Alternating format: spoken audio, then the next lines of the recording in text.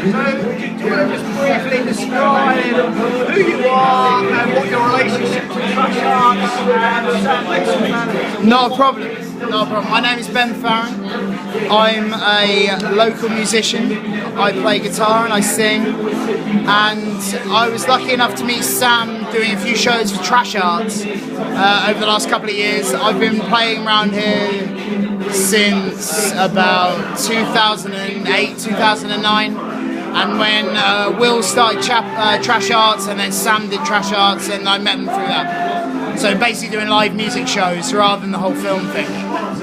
What was the last project you worked on with Sam? Promises. Can you just describe a little bit about your process for working on that? Well, it was interesting for me because it was the first time that I've actually done a film score at all. In fact, anything to do with film.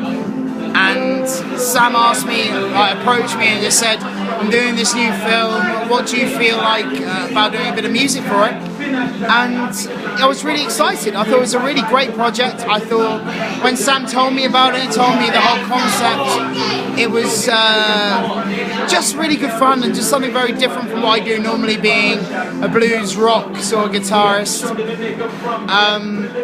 So he was going to go and film it. I came here, and because I've never done anything like this before, I thought, well, the best way to try and find the emotion and what Sam wanted and what the actors were doing and everything else was just to sit around and just see what people were doing, what they were talking about, and try and be in the background and really find what they were doing. And yeah, it was really interesting. It was really good. It was really good to... Because I was there and I saw you with an iPad and you were like making music. Yeah, I was. I just had... it was just one of those things because I normally play and write everything on guitar. It's just the way that I am. I've always written on guitar. And with a film like this, it doesn't really work. It's not really that simple. You need to have certain... you need to feel the ideas and the progressions and everything else. It's just a lot easier to map out through piano and through those kind of things. And yeah, I got to see what the guys were doing and just sit there, have my headphones on and feel the vibe of what was going on in the room. Have you seen the final cut of Promises? I'm not sure if it's the final cut, but I have seen a cut of Promises. What's your impression? How did you think he came off? Oh, I was really, really proud, really, really happy with the entire thing. It was... Because when I first saw the story, I had one image in my head. And then when I came here and I spoke to the guys before we started shooting, that changed a lot. And then as they were shooting it, and as scenes developed, and as ideas kind of melded between Sam and Teo, and Jax, and Tom, and all these kind of guys, it was just a really great creative experience. And so when I was here, it was just a case of trying to add something just to the underneath, just to help the emotions of what was going on through. And I think being here really helped that. I'm not sure how other people do it, and I'm not sure how it goes, but... I know you... behind the scenes. I know you've got other projects on the go. I think you've just released an album. Do you want to just talk I've just released my own album, Outlawed Music Part 1, which has gone really well. It got released about 10 days ago, 2 weeks ago. And it's gone fantastically. I've got a load of stuff from that. So going up in London to play next. Got some publishing jobs, some other bits from it, and then I'm going to record part 2 of Outlawed Music. Start in November, finish in January. So hopefully it'll tie into the next project. What distribution channels are you using for your album? I am, because I'm an unsigned artist, I am going through, I'm basically trying to do CDs just while I'm playing, and then you've got iTunes, Spotify, Amazon, all those kind of digital distribution channels, and a few blogs and other bits and bobs. It's quite an underground thing. I'm not a particularly well-known musician, so things like this take time to grow and progress. Yeah, it's good stuff. It's good stuff. Work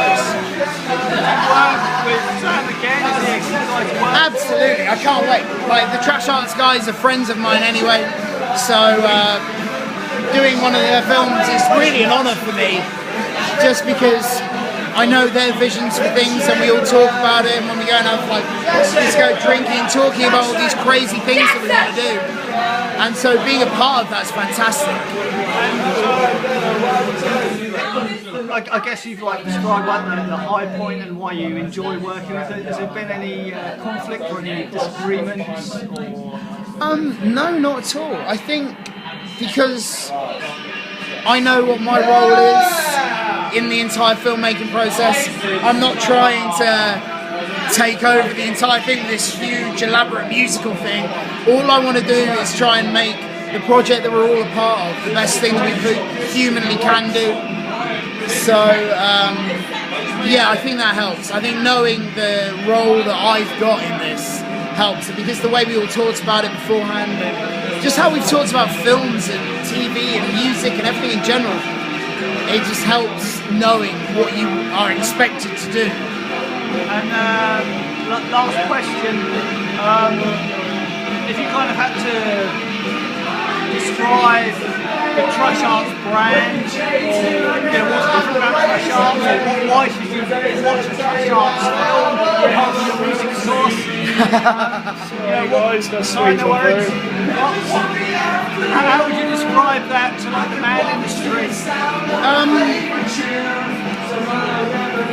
It's a good question. I think,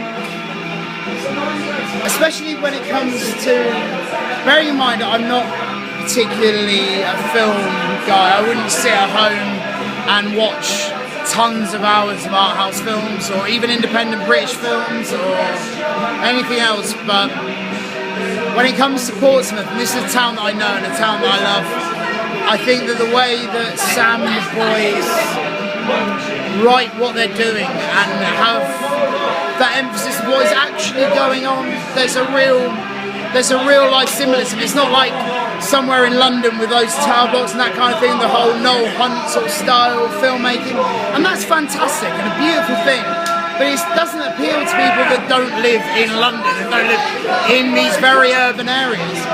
There is an entire different side of life that doesn't get captured, and I think that the boys really try and do that well.